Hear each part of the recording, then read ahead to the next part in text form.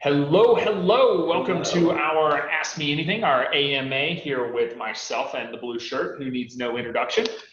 We appreciate everyone joining us. We're going to give it just a second since Zoom likes to give it 1 second for to sort of load in all the participants. Yeah. So while we're waiting, and we'll say this again, if you go to slido.com, SLIDO.com, and type in hashtag XYPN, that will give you access to our Q&A platform. And you can both ask questions as well as upvote questions. So we're going to start at the top and work our way down of the questions. And so if you really want to see one answer, go ahead and upvote it based on the number of questions that have already come in. We are not going to get to all of them. So just try to go in, upvote if there's one in particular that you want to see. Again, that is slido.com, hashtag XYPN. And we will flip over real quick. So basically what you'll be able to see on the screen is us and our questions.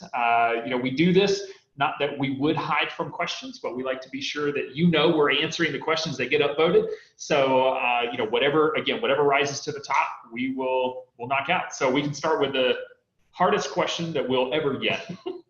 Does Michael own the only blue XYPN shirt? Yes. Yes. This was a specific, well, I guess, so it started out as like a joke. Obviously, I've always got like the blue dress shirt, the blue shirt. So the team, I think for our first conference, made me like a custom blue XYPN shirt. So this, yes, which I do wear under the blue shirt. There's a blue shirt under the blue shirt. And then my requirement became like, I'm the only one that's allowed to have the Kitces blue XYPN shirt. So this is like a custom for me. I appreciate that from the team. We make a lot of other special color shirt colors, but I get the only blue one. And quite frankly, this color blue on a blue shirt does not look good, so you're not missing out by not owning a Kitces blue XYPN shirt. All right, again, go to slido.com, SLIDO.com, type in hashtag XYPN. You can see all the questions that have been asked, as well as upvote any question in particular that you would like to see us answer. Otherwise, we're just starting at the top. There's one got upvoted. As financial coaching becomes its own industry, how do you see this blooming profession fitting into the ecosystem of advisors, planners, broker-dealers, RIAs? I really think there's probably two parts to this question. There's one from a compliance perspective, which has been a problem, and a lot of gray area question marks around what is financial coaching and is it financial planning, as well as just how does it overall fit into the ecosystem. So you answer a compliance question, I'll jump in on ecosystem. So the compliance question is relatively straightforward for what it is. The investment advisor regulations say if you are in the business of giving investment advice for compensation, you need to register as an investment advisor. So you have to become an RIA. Now so when you talk about giving ongoing investment advice, clearly, like I manage your portfolio, investment advice, pretty straightforward. I'm going to tell you how to invest your portfolio and give you specific recommendations. Clearly an investment advice. So at any point coaching gets that far down the road of telling you what to do with your money and how to invest it, you're going to trigger RIA registration. Even if you've got a coaching centric service, it's still going to trigger registration. Now we do know a couple of folks out there that are just trying to take like a purely cash flow budgeting, financial habits oriented coaching approach that truly has nothing to do with ever telling people what to do with their money and how to invest it and have it allocated.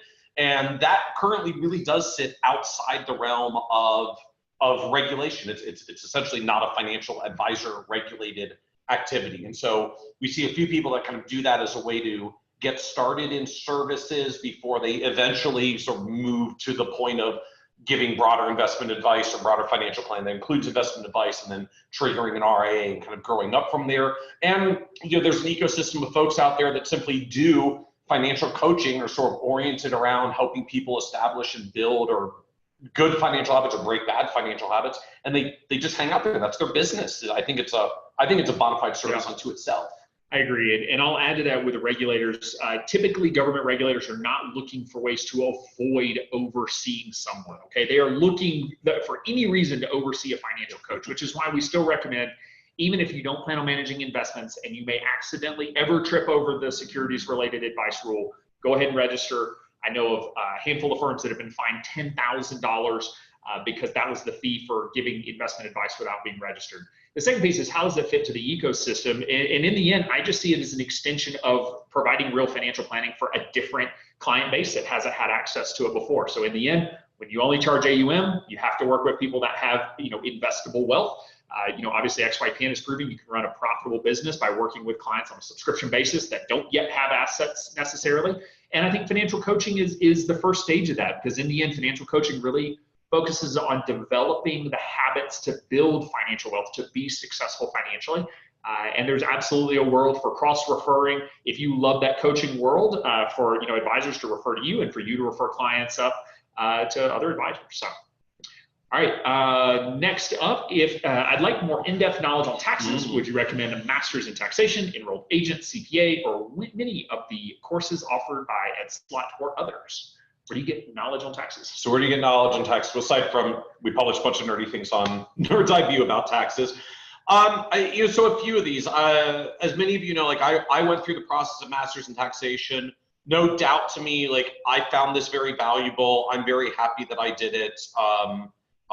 Certainly worked for me. So I'm very upbeat about a master's in taxation, but it's a heavy lift. Like that is, it's a full-on master's. You're going to typically take 10 courses. I did it over the span of about 3 years because I took the minimum course load of 1 per year or 1 per term, 3 terms a year, and it took me over 3 years to do it because graduate school is a heavy lift, particularly if you're working at the time.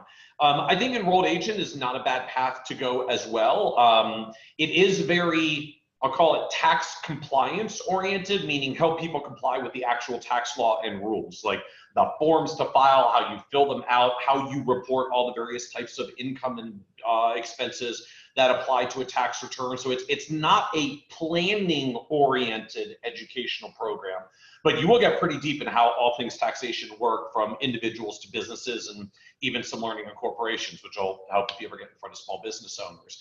So I think the EA is a good route, but just be aware, like it is not planning oriented. Obviously, if you know the nuts and bolts of how it works, you can start applying your own knowledge to plan.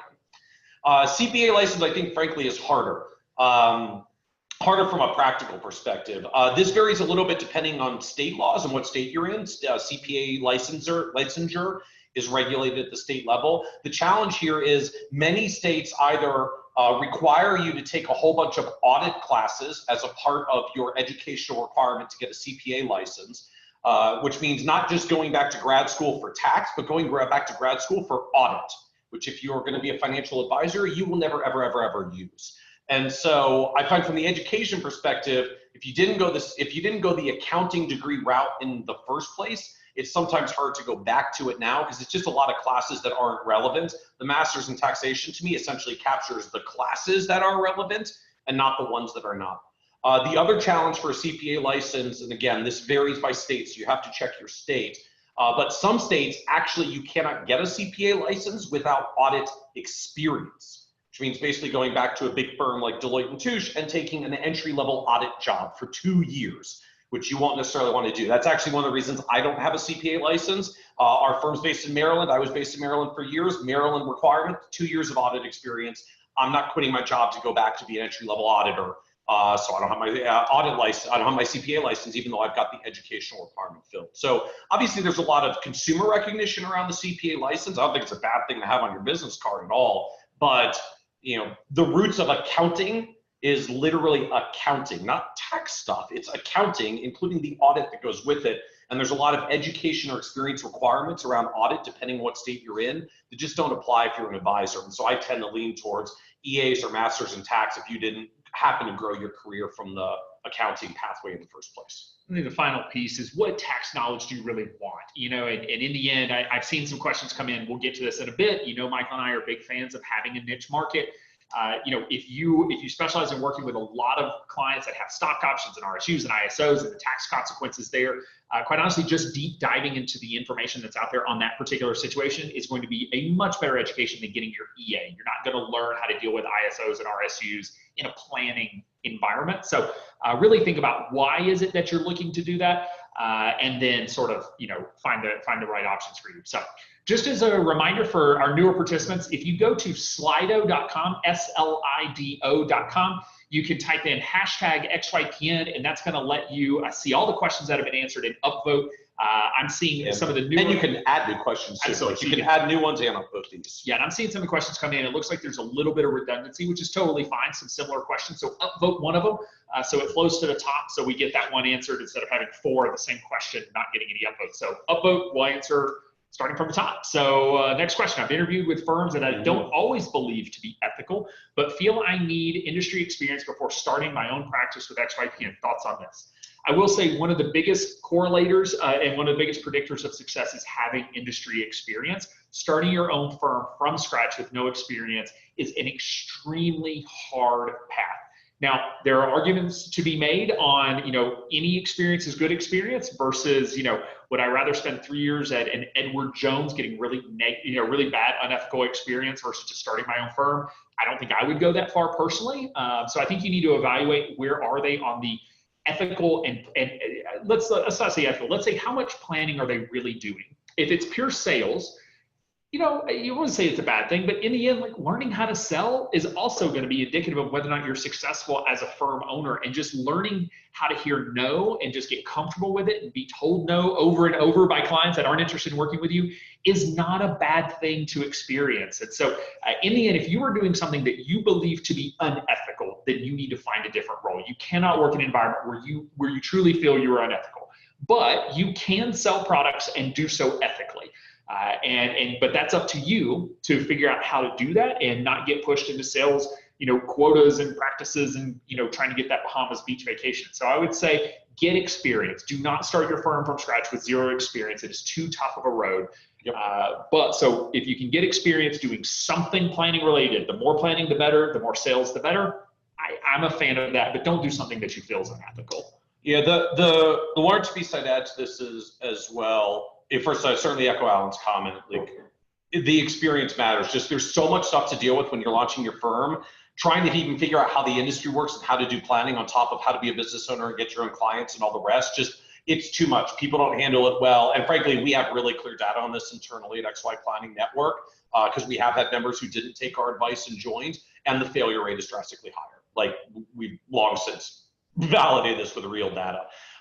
In terms of where you do go for the opportunity in the firm though. So like my cautionary note here, frankly, I'm not even sure how they're not ethical from a first round interview, unless like they're so unbelievably unethical, like it really exudes through.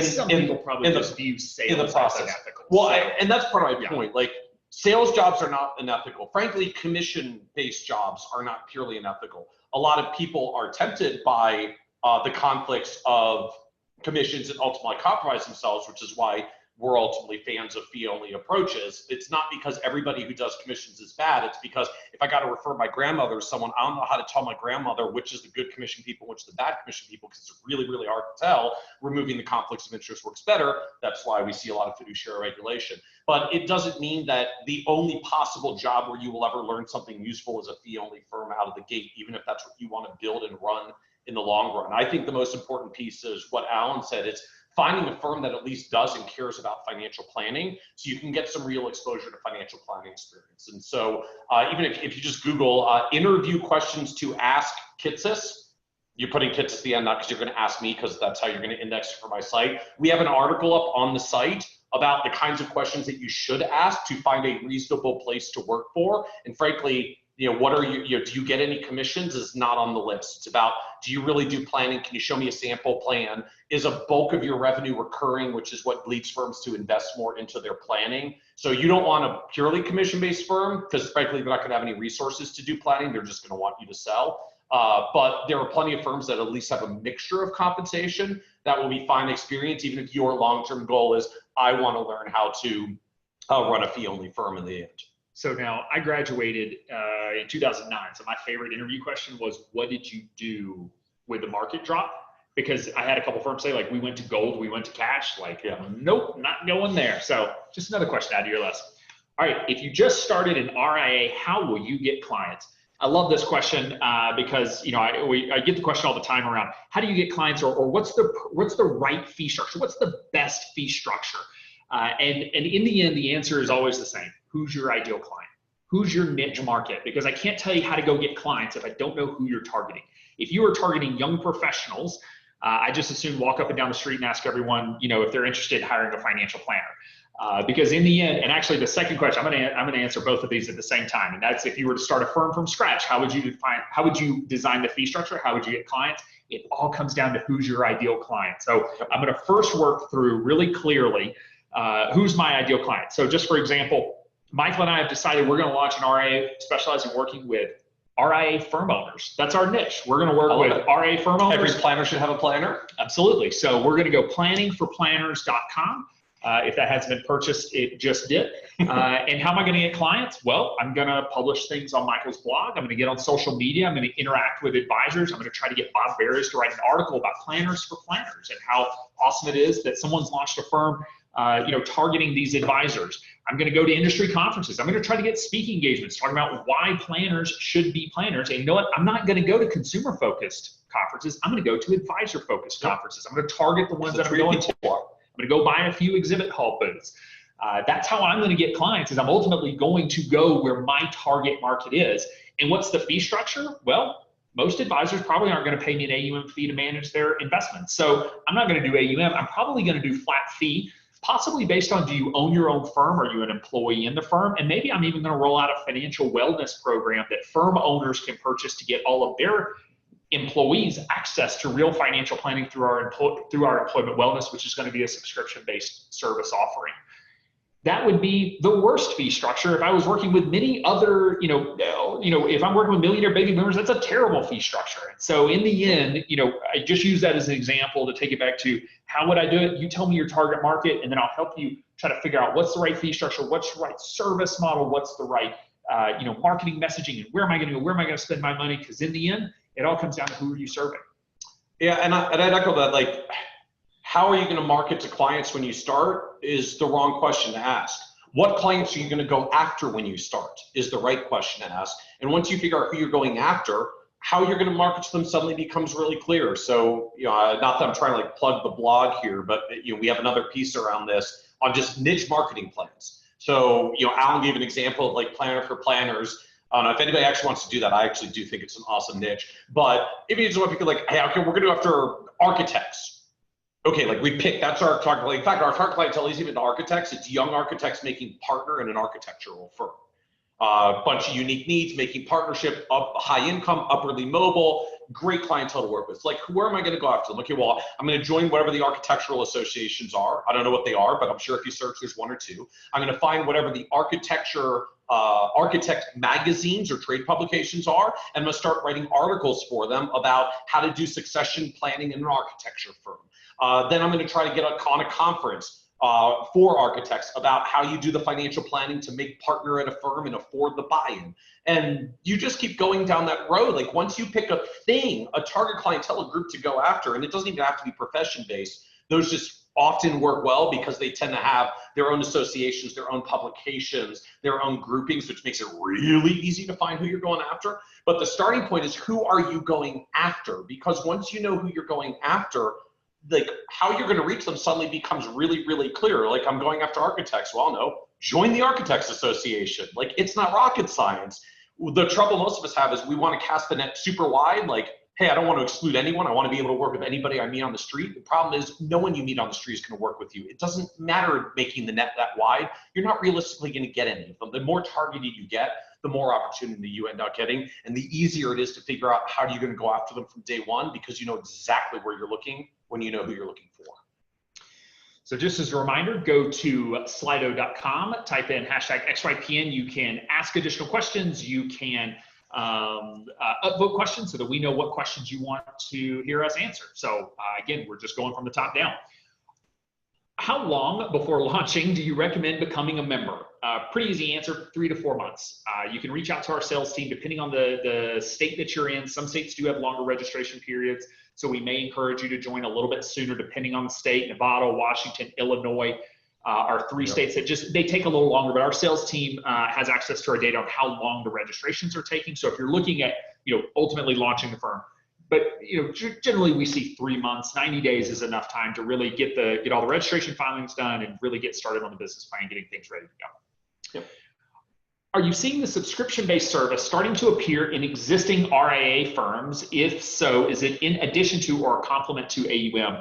We really are seeing the subscription-based service at a lot of different levels inside of large firms. I mean, all the way over to the RIAs that are attached to broker-dealers, which we see with some of the work that we do at AdvicePay. So we're really seeing the subscription model hitting at all levels. Even Schwab rolled out a $30 a month service. Let's just be clear, very different service than what most of our advisors are offering, but it is there. We do many times see as a complement to AUM. Percentage-wise, if you're seeing subscription-based in an existing firm model, the firm was probably already AUM. They're not letting AUM go, so it's probably in conjunction with or as a complement. It's working with AUM, so it's planning plus AUM. Don't see a lot of very large firms that are like, yep, we're dropping AUM, going pure subscription basis, just not really something that we see. Yeah, anything about that. You cover well. All right, how can a younger individual at a large firm develop and build a brand for themselves while working 50+ hours a week?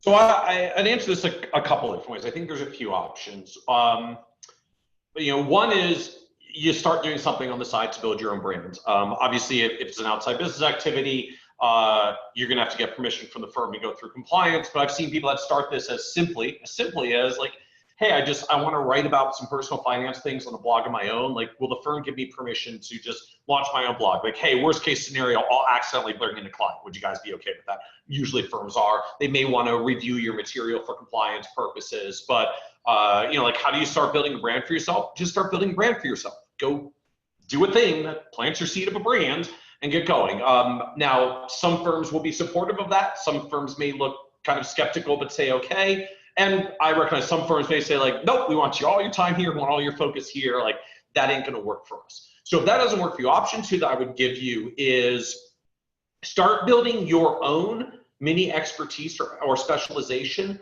in the firm with whatever you're doing. So, if you're maybe in a traditional advisory firm, you probably work with baby boomers and doing a lot of retirement stuff. It's like, how do you start building your own brand? Become the firm's expert on Social Security timing planning. Buy every book you can find about Social Security, learn all the rules, start reading the POMS manual, it's Program Operations Manual for Social Security. Become the firm's leading expert in Social Security so that everybody knows that you're the one to ask. And that's how you start establishing your brand. And eventually you become known in your firm, then maybe you get a little bit of opportunity to connect with the media outside of your firm. And now you're starting to build a brand around your name and a particular specialization. And that specialization may morph and change over time. You don't have to freak out like, oh my God, if I start doing Social Security internally, does that mean I'm only allowed to do Social Security for the rest of my life? I'm not sure many of you even know, but I followed a version of this path. My original specialization was variable annuities with living benefit riders. That was my expertise in 2002 when I started going this route. Those were very popular riders at the time. That was a big thing in the annuity world. I literally wrote my first book on that in 2004. That was how I launched my brand. That was how I launched speaking to advisors and much of what I do today. Now in practice today, I hardly write on annuities. I don't do a lot with them. The products have changed and I'm in an RIA that literally can't sell them. It has not damaged my long-term brand. I went and learned about other things and I built expertise in other areas over time as well. But the key point is, like, how do you start building your brand? Start internally in your firm with something that matters to the firm and become the best person in the firm at that thing. If you're in retiree realm with boomers, as so many firms are, like, maybe that's around a particular product like annuities with living benefit riders. Maybe that's around a thing like Social Security timing. Maybe that's around specialized required minimum distribution rules and stretch rules for beneficiaries. Like, find a thing and own the hell out of it. And that's how you start building your brand for yourself. All right, can you be on the Find an Advisor profile page with a CHFC designation since the core curriculum is the same as the CFP? The short answer to this is no. Ultimately, we do require the CFP to be on our Find an Advisor profile. There are a few different reasons for that. We continue to support having a single designation that the industry, that the profession really rallies around, that consumers and advisors all know. CFP means Real Financial Planner. It is headed that direction. CFP isn't all the way where we want it to be, but it's headed the right direction. We're excited about some of the rule changes that are coming in October around the fiduciary standard. I love seeing all the insurance companies freak out, and all the sales companies freaking out about the CFP's fiduciary standard being further along than Reg BI because it's going to make it impossible, to adhere to. I love that. So what I would say is, if you look at it, you go, well, I already have a CHFC. What's the CFP? I would just say, just go pass the CFP exam. If you already have all the expertise to pass the CFP, just go sit for the exam. In the end, the CFP and the CHFC used to be head-to-head. They used to be competitive designations. Now the CHFC kind of got beat by the CFP. The CFP really did ultimately establish itself as the designation of choice. Whether you agree with it or not is a discussion for another day. But I would say, look, CFP 1, go get that designation. It's much more recognized by consumers. It is a wonderful, core competency. It has high ethical standards. Go get it. You can be on the planning advisor profile. And the other thing I'd add to that as well is XYPN offers a CFP scholarship program to even get the exam fee waived. So if your concern is like, look, I already got my CHFC marks, I don't want to pay for the exam, like apply for the scholarship. We'll pay for you to go sit for your CFP exam. You've got the knowledge, just go sit for the exam and get it done. If you were to start your own lifestyle practice again, what would your niche be? Oh man, what niche would I have to admit, like, just having gone so deep into our financial advisor world over the years, if I was going to make a firm from scratch, I think just because of where I am in my career and my expertise, I actually would make planning for planners as my niche. And I would know, like, and this is often what happens with niches, like my planning for planners business would have an ongoing planning fee, and a very small portion of it would be the investment stuff, because most advisors feel good about their investments anyways. And it's probably not going to be a lot of insurance advice, because most advisors have at least figured out what they need for insurance. It's probably going to be a lot of cash flow and budgeting, and it's going to be a ton of business planning, because we don't always align our money with our values, even as planners. Like sometimes you need someone else to remind you, like you realize how much of your budget goes to things that you don't actually seem to value. And it would be a lot of business advice, because one of the best ways to create immense amounts of value for someone who's a business owner is to help their business be more successful. Like, if you were giving me advice, figure out how to help my business grow at 1% more a year in business growth rates is exponentially more valuable to me in enterprise value creation than helping my portfolio grow by another 1% a year, if you even think you can do that with your investment process. So I would probably end up with planning for planners, but it would be very focused around how do I help them either maximize the income from their lifestyle practice, or how to maximize the enterprise value of the business they're building. We had a guy on the podcast, on the Financial Advisor Success podcast a couple of months ago, who's charging tens of thousands of dollars a year in planning fees to do this with, he just keeps like a half a dozen clients, makes a couple $100,000 a year doing business value advice. So you can go look it up. We actually had a podcast interview with Josh Patrick, another one, Justin Goodbread, both of whom do this, and it's a phenomenal marketplace. They do it with other types of business owners. I probably just do it with planners, because frankly, no one else does planning. Like everyone does planning for every other type of business owner except planners. So it's a wide open blue ocean niche. That's probably where I would end up going. It would be a very tough market. Yeah, I mean, I would say the same thing. Obviously, we've talked about this before, hence the planning for planners. But and in the end, the thing about planners is we tend to be our own planner, and therefore our spouses get left out. And so when we die, not only does the business suddenly disappear, especially if we're a lifestyle, it doesn't get sold, our spouse doesn't know what's going on. So I love it. All right, so I think we've already answered this question just around how would we define the fee structure. It all comes back to who are we going to serve? I'm still a partner back to an independent advisory firm that does the good old, like, we help retirees through their retirement process, manage their retirement portfolios, and give them ongoing financial planning advice. And we charge them an AUM fee. And it works great because they have piles of money and they need help managing it. That's what we do and who we do it for. If you want to work with real estate developers, your business is going to die on the vine with an AUM fee. They will never give you any money to manage. They put it in their next real estate project. But they need business owner advice, they need cash flow planning advice, they need a whole bunch of other advice, but it ain't going to be anything tying to their portfolio. So the ideal fee is the ideal fee for the clientele you serve. And if you haven't figured out who you're going to serve, you have to answer that question first, or you can't answer the fee question.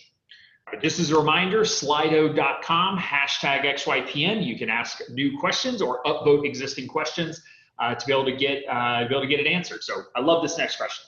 LLIS, who is a national sponsor of XY Planning Network. So I'm going to say there's a conflict here when I talk about it, but hopefully we can clear it up. Collects the same amount of insurance commissions as any other BGA. What's BGA? Broker General Agent. Broker General Agent. Don't you think that LLIS is just profiting from XYPN members' ignorance? I really don't, and I'll tell you why. So in the end, LLIS is full disclosure that they collect commissions on the sale of insurance products. There are a couple layers to why I'm a big fan and supporter of LLIS. First off, the market for no load, no commission insurance products has simply not matured enough that we can actually go to a general or to a brokerage firm that just doesn't have any commissions. In the end, a lot of the no-load products are actually more expensive than the commission products. So the reason we're not fans of commissions is because it introduces a conflict of interest. And so I appreciate that LLIS is managing that in two ways. One, all of their agents are paid on salary. If you've ever had experience with them, I personally am a big fan of that because they're just not pushing products. Second off, they bank their entire business on exclusively working with fee-only advisors. What that means is they don't have any retail business, so they're never trying to poach my clients. There's never a fear of that because they just don't do that work. I'm also a big fan of the fact that, you know, they can't, if I send a client over there and I say, look, I want a 20-year term life insurance policy, and they upsell or turn that into a whole life policy, their marketing and I mean, their brand is going to get destroyed overnight. They literally bank their entire existence on never doing that to a fee-only advisor's client. If word gets out in XYPN and NAPA that they're upselling whole life insurance, their business is done. And so for me, would I love it if they were just like everyone there salaried and there's no commission flowing to the firm? Yes, but I think they've done what they can given the current environment to protect themselves and to protect our clients from some of the risks that come with commission sales. Now, the other thing I would note to this, like there is just the literal awkwardness of their name. They call themselves low load insurance. Well, not anymore. It's LLIS. That's been the rebrand. And that's part of the point where I was going with it. That yeah, they originally launched as low load insurance in a world where there weren't actually that many low load products. In fact, some of them even have come off the market. TIAA just pulled their Intelligent Life no commission product off the marketplace. So they rebranded away from being low load insurance just to LLIS, which I realize is the acronym, but like the point is they're not trying to brand as low load because as the question commenter noted, a lot of what they end up implementing is it's just the same commission structure. There's not like a second alternative version that's in the insurance company's pockets to offer you with a lower commission. In fact, many states made commission rebating illegal. So they don't have a choice. They did rebrand away, I think, to try to get a little bit more genuine to the name. But as Alan said, like we're comfortable with their actual service model and structure and feel a little bit better that they're just calling themselves LLIS, so we don't have to keep saying the low load products that they're not actually at least not necessarily using because it's just not available in some categories. All right, what are the biggest issues with keeping an outside full-time job while you get your firm off the ground, assuming you use a TAMP and mostly inbound leads? I'll say there's two challenges with this, but the primary challenge is just focus. Starting a business is hard. I wish I could tell you that when you join XYPN, we make it really easy to start and run a business. And while we make it easier, we don't make it easy. Entrepreneurship it's an emotional roller coaster that is a journey. It truly is a journey. And what we find is that when people have a full-time job and they start a business on the side, in the end, the failure rate is very high because it deserves and it needs your full-time attention. And it feels like it should be lower, right? That's why people do it. Like, hey, I can wean myself off my old income while I try to get this thing going. That'll reduce my failure risk. Except it usually ends up not. Yeah, I don't know the best metaphor for this. It's sort of like I'm gonna have a baby, but not spend any time with it until it's older and I like it more. Like it's not really the way that it works. Like in the end, it takes love and nurture and time in order to really build it. Now, what we do see is that a lot of advisors have a side hustle. So when they're starting their business, they have some other form of income generation. Maybe it's a part-time job, but in the end, when we see full-time job and I'm going to start my business on the side, the failure rate is extremely high because in the end, there's just only so many hours in the day. And, you need to be focused on in the end, whether or not your business is going to be successful is whether or not you get enough clients to pay the bills. And so are you able to actually go out and get clients? Now, there's a note in here about mostly inbound leads. If you have some sort of marketing strategy that the clients are flowing to you easily and you're able to sign them up, I'd say ditch the full-time job and just focus on converting those clients because pretty quickly you're going to get that business up and running. And then just the other tag I would add to this as well is I particularly hear this from career changers that want to come in. Like I don't want to walk away from my whole old salary until I'm well underway on my new salary. And the problem here is that the only thing worse than trying to launch a firm with no experience is launching a firm with no experience and no time to get experience because you're still working in your old job as well. It becomes almost impossible to be successful. It becomes impossible to even have the time to learn your trade and what you need to do to help clients and just not hurt clients, which you may not do intentionally, but you may do accidentally because you just don't have the time to learn all the stuff that you need to learn. So, if this is your concern, like we're big advocates that if you want to launch your firm, be successful, you need to be financially stable in your household. That does matter. But financial stability is not, I'm going to launch my firm part-time with no experience because I'm afraid to take the leap. You just set yourself up for failure. Financial stability means, can I build up enough savings reserves so I can take the leap and actually give it my all? Can I build up some reserves, get a full-time job somewhere else at an entry-level position, take a step back in my income while I get my experience so I can launch in a few years and use my reserves to bridge the gap? Can I bring my household expenses down so we can live on my spouse's income for a while mine goes to zero and I rebuild? Like, the financial stability matters, but only putting one toe into the water, particularly if you're a career changer with no experience, just is virtually never successful, because you never get the experience you need to be successful when you're towing it that lightly.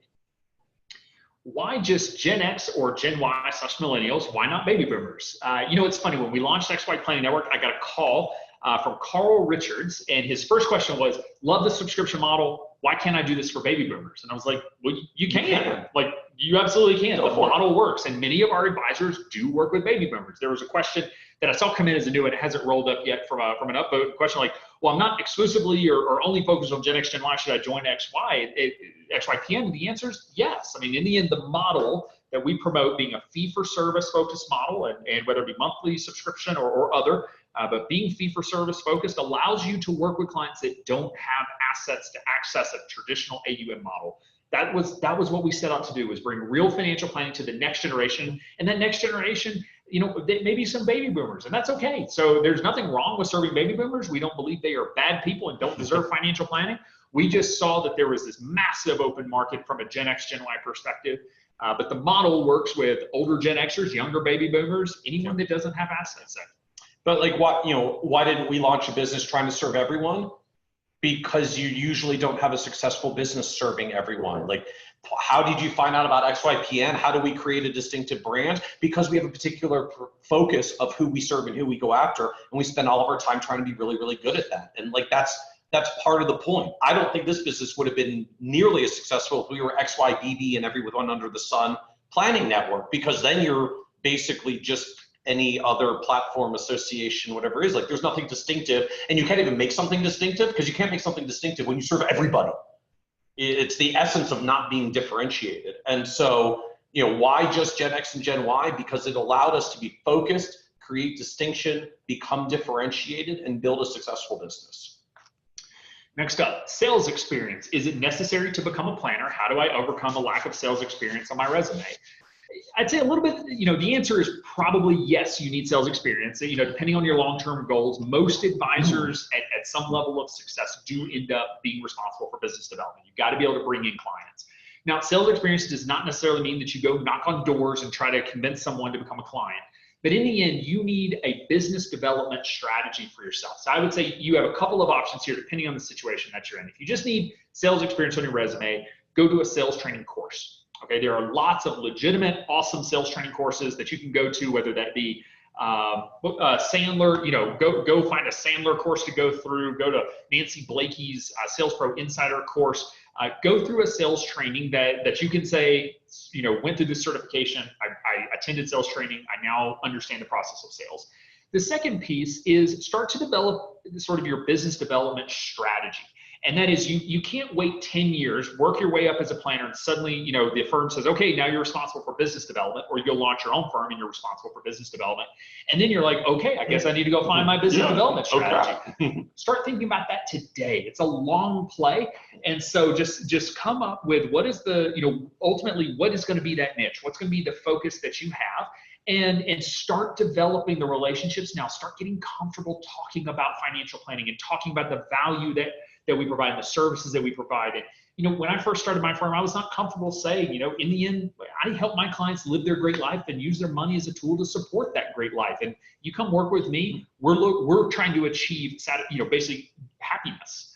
And I wasn't comfortable saying that. You say, well, I do financial planning and retirement planning, insurance, it's just like mind numbing, right? So you just have to get comfortable with the sales side. And in the end, that's what you're going to put on your resume. If you need a quick hit, go to a sales training course, if you really want something on there, go work at Home Depot or something, learn how to sell vacuum cleaners. Because in the end, like, sales is sales. It's just getting comfortable, identifying someone's pain points and being able to match what, ultimately what you sell with what their pain point is.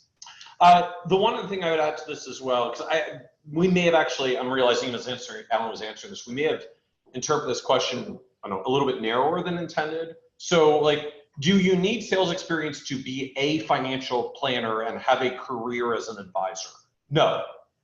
There are a bunch of large firms that have their own marketing machines, from mega firms like doing planning in a Vanguard and a Schwab, to more independent firms like Creative Planning and Edelman Financial. They have a marketing system. All they want are people who are going to be awesome financial planners, do the financial planning work for the clients, and you don't necessarily need much of any sales experience, and you won't necessarily ever have to develop any to get paid, earn a good living, and be an awesome financial planner.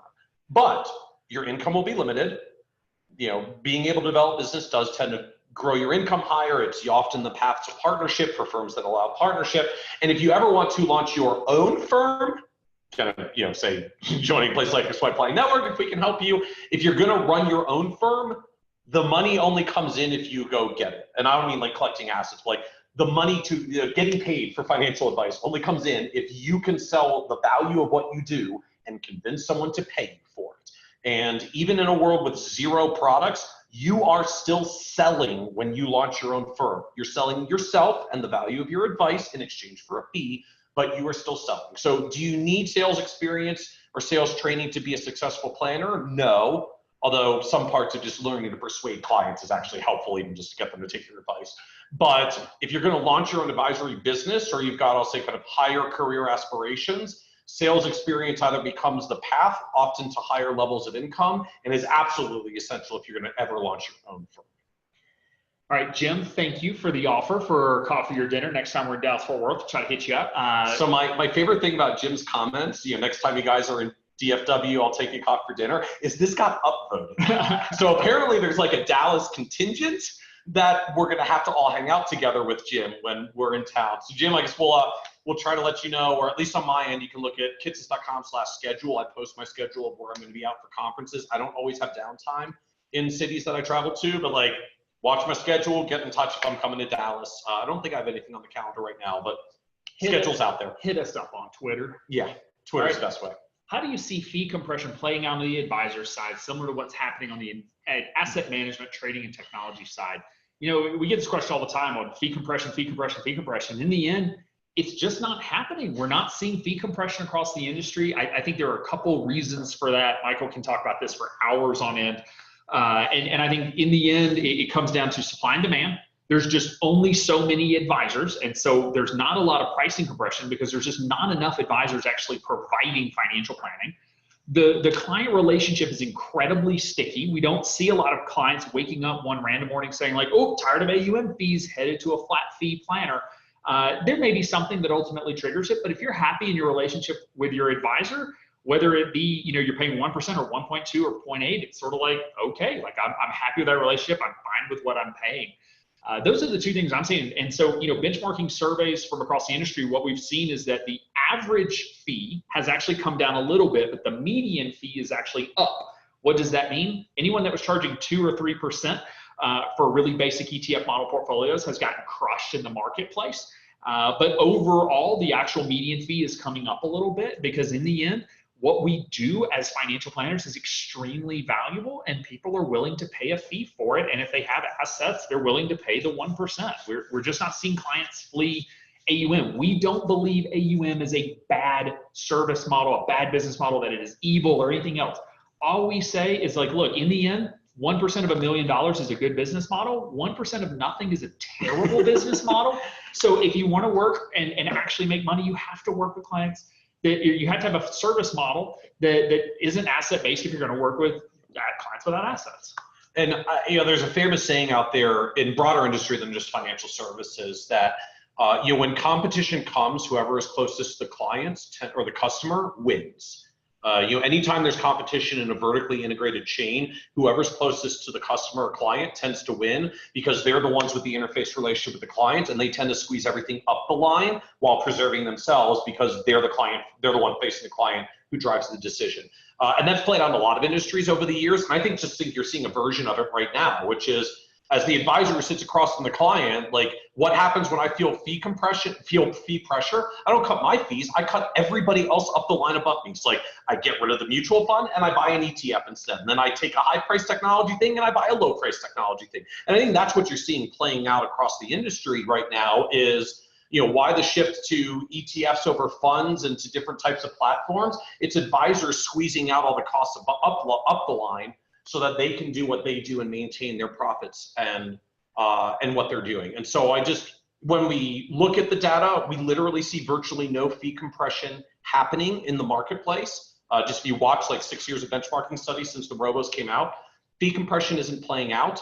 That's not to say I think we'll forever never see fees change. I mean, at some point, all the costs of how we do business are going to get cheaper as technology gets better and better, and we will be able to do this cheaper. That's why, I mean, if you look back 20 years ago, the average advisory firm was charging 1.5% to 2% in fees, and the average fee share all in was 2% plus, and that was where most of the marketplace was. How do RIAs charging 1% compete against broker-dealers charging 2%?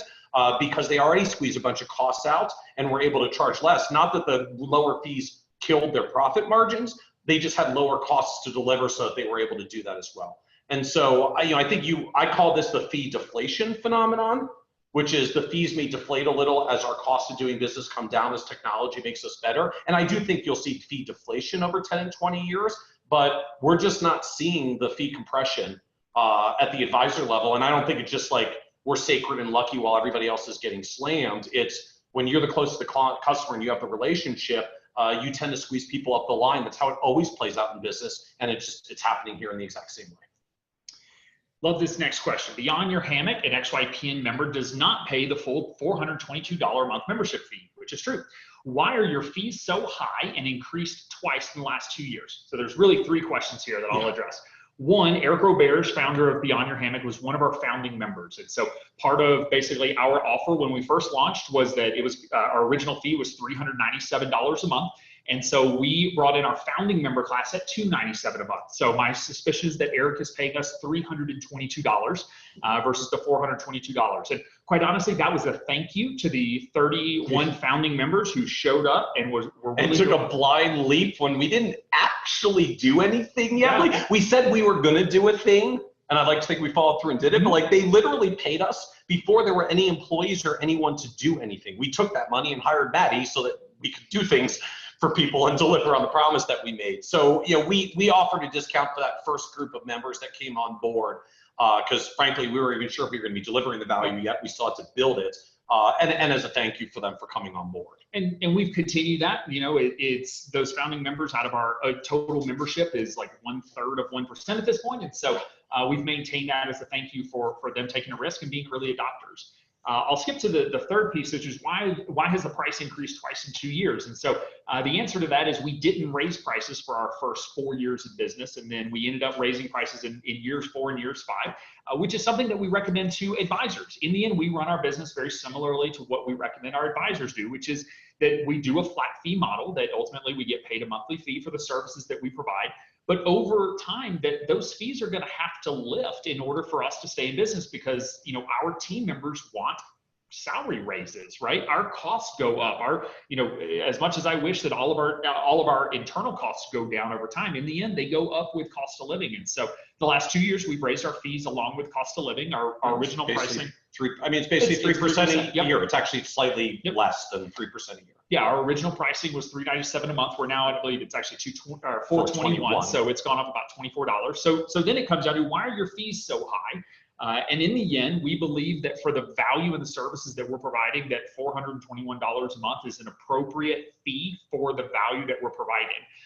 And if you don't agree and you say, well, I wouldn't use any of your stuff, well, then you're probably not a good fit for us because in the end, we really work with advisors that are coming on the platform. They're using our technology. I mean, we have almost $500 a month worth of technology built in for free.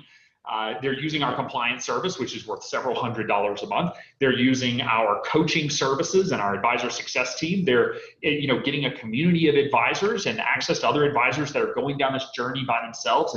If ultimately, you get any leads from XY, that generally pays for membership. So when we stack all the things that we do for our members we're confident that we're providing significantly more than, call it $5,000 a year of value to those firms. And so we're comfortable with that. And, if you don't see the ability to get that value, feel free to talk with one of our sales team members. Either Stacy or Lindsay can chat with you and just see, does it make sense to join XY? I mean, look at our Orion discount. Orion's $15,000 a year with us. It starts right around $5,000. That, just that one thing saves 70 of our members, $10,000 a year. So we're comfortable with the fees and encourage our advisors to increase your fees over time in order to keep up with cost of living, and don't let not raising your fees end up squeezing your profit margins.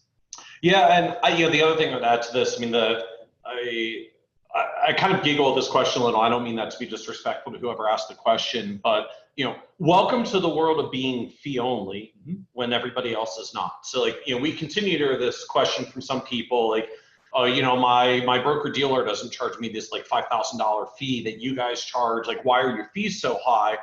And then we would say, well, you don't realize that like the average independent broker dealer takes roughly 8% off your grid.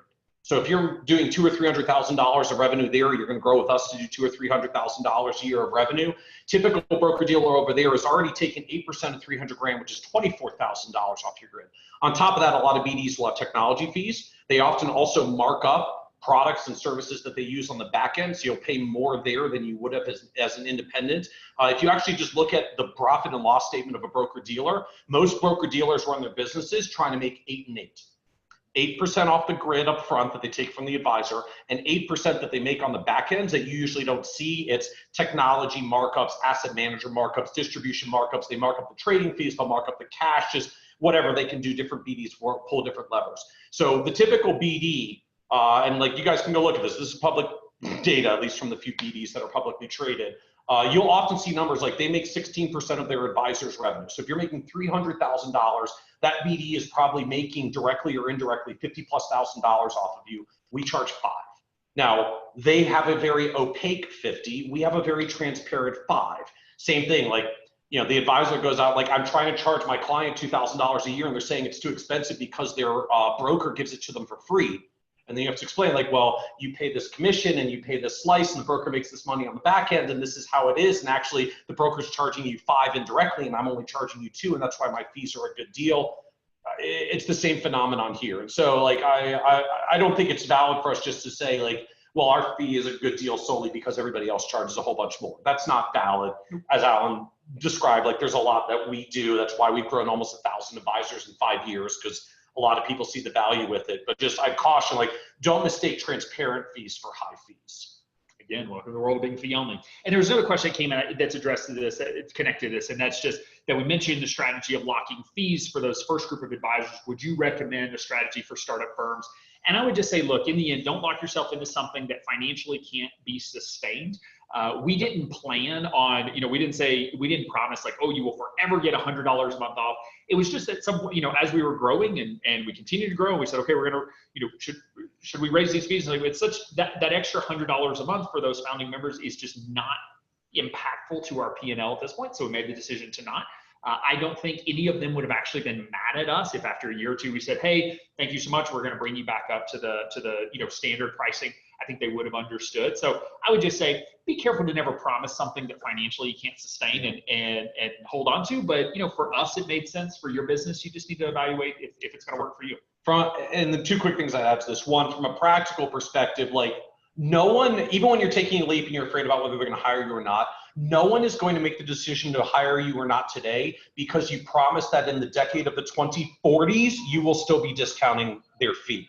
No one's that good at assigning value decades out. So which is nice what you're saying, like, even if you want to do this strategy, no, you don't need to promise anyone discount for life. We didn't promise the launchers discount for life.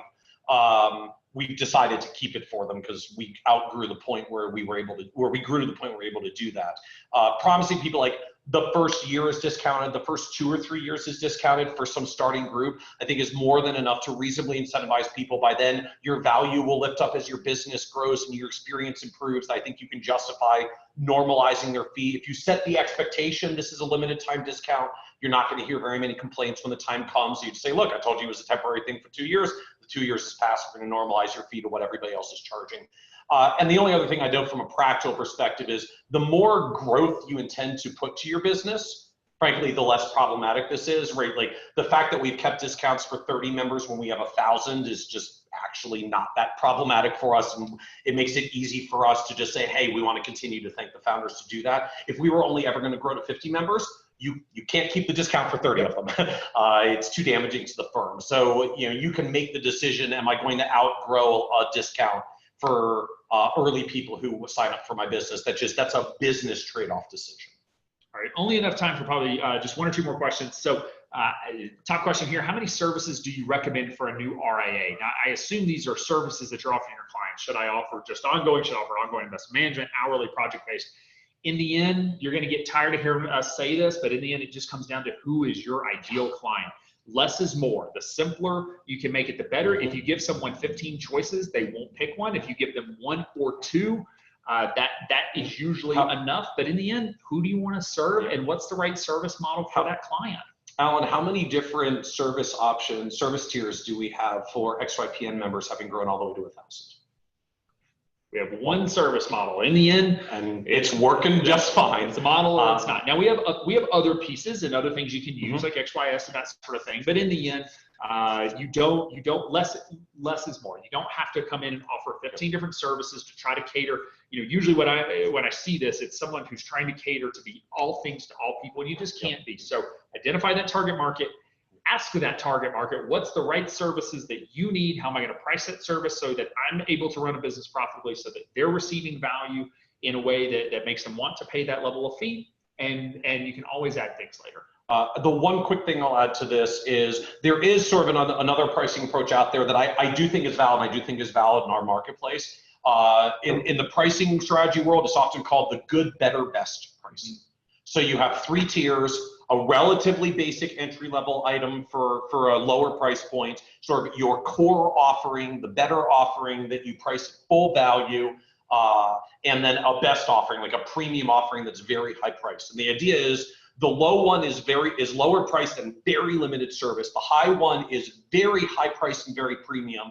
And what really ends up happening is just once you bookend that, here's a super cheap thing where we don't actually do much for you, and here's a super expensive thing where we do a ton of stuff for you, but it's super expensive. Almost everybody picks the one in the middle, which means you can end up with a good, better, best pricing. Most people actually still end up with the only one price model in the middle that you're probably going to do in the first place, but it actually can help frame a little bit. And if anyone picks the super premium offer, you price it to be more profitable. And if anybody picks the basic offer, you try to upgrade them to the core one over time. So there's a good, better, best model that I think is a reasonable alternative to this, but that still means particular clientele, particular target, 3 choices that's specifically relevant for them, not just like 3 completely different service models and fee models just for the sake of having 3 and being something for everyone. I love this question that just came in. How much AUM do you need at TD to drop XYPN and not lose TD as a custodian? You can never leave. No, I'm kidding. You need 10 million in assets. Just to answer that question. So when you hit 10 million assets, then they'll take you on their normal fee schedule. And if you don't have 10 million, they may ask you to transition over to another custodian that has lower asset minimums. Okay, probably one last question. Could you give the pros and cons of starting an RIA from scratch versus affiliating with an IAR, owning the clients, and eventually taking them with you to start an RIA? I mean, I feel like this is a false choice because I'm not aware of very many people who walk into these choices. But I mean, they're like, if you go affiliate with an RIA as an IAR, bring in clients, get a salary, bring in clients, own the client base, and leave at whatever point you're ready to launch your own firm, do it, man. Like, absolutely. Like, that is a perfect model, to be able to basically walk away with enough revenue to start your business and be up and running. That being said, I rarely see that, usually that model is, you're not actually getting a salary. So then it comes down to, okay, I'm part of a larger RIA with, a model that allows me to tie into a lot of their services, but, and I pay them a fee and versus starting from scratch. And in the end, it just comes down to, how much money are they taking and what services are they providing? So, I mean, if you're looking at attaching onto an RIA that takes 25 or 50% of overhead, or of revenue as part of their overhead fee, and you can join XYPN and pay a third of that, then you join XYPN. If you look at it and you say like, hey, they're only taking a couple percentage points, or it's only $1,000 a year, I can't imagine by doing that, super low fee, then do that. I mean, I think in the end, it really comes down to cost as well as if you believe in the value of the infrastructure and the planning processes and the staffing that they have, that if you, it all comes down to the firm, but if it's a firm that can do your tax prep and gives you an assistant and gives you all these services and leads because they have an awesome brand, it's not always apples to apples. So you just have to look at and they usually won't let you take your clients. Yeah, exactly. Yeah, I mean, so the biggest issue to this, just like to be crystal clear, if you build as an IAR at someone else's RIA to go and do this later, you don't own your clients. There are times you contractually can, but it's very rare.